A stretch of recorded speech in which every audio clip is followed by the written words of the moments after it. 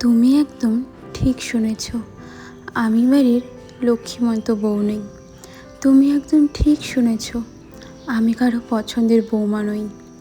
এতে আমার কোনো আক্ষেপ নেই। আমি নিজের কাছে ভালো, নিজের কাজ করতে ভালো লাগে, নিজেকে ভালো লাগে, ব্যাস।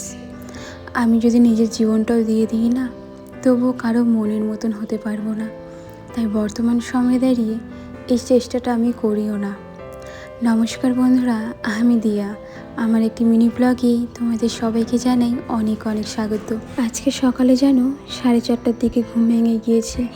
তবে অত সকালে উঠে যদি কাজকর্ম শুরু করি তাহলে তো বাড়ির বাকি লোকেদের অসুবিধে হয়ে যাবে।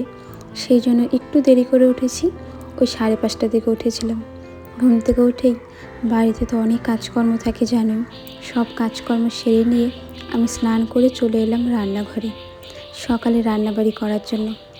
এখন বাজে ওই 6:30টার মতন। প্রত্যেক দিনের মতন আজকেও কিছুটা লাল চা উঠিয়ে রাখলাম তোমাদের দাদাভাইয়ের জন্য। তোমাদের দাদাভাই দুধ চা খায় না, সেই জন্য। বাকি সবার জন্য দুধ চা বানিয়েছিলাম, আর চা দিয়ে খাওয়ার জন্য বানিয়েছিলাম রুটি। এই যে আটাগুলো দেখছো না, এগুলো কিন্তু রেশনে যে গম দিয়েছিল সেগুলো ভাঙানোর পরেই এই আটাটা বেরিয়েছে। এই আটা দিয়ে রুটি খেতে না ভীষণ ভালো লাগে। প্রত্যেক দিন নর্মালভাবে রুটি করি, আজকে ভাবলাম একটু পরোটা বানিয়ে খাই। চা দিয়ে খেতে ভীষণ ভালো লাগছে।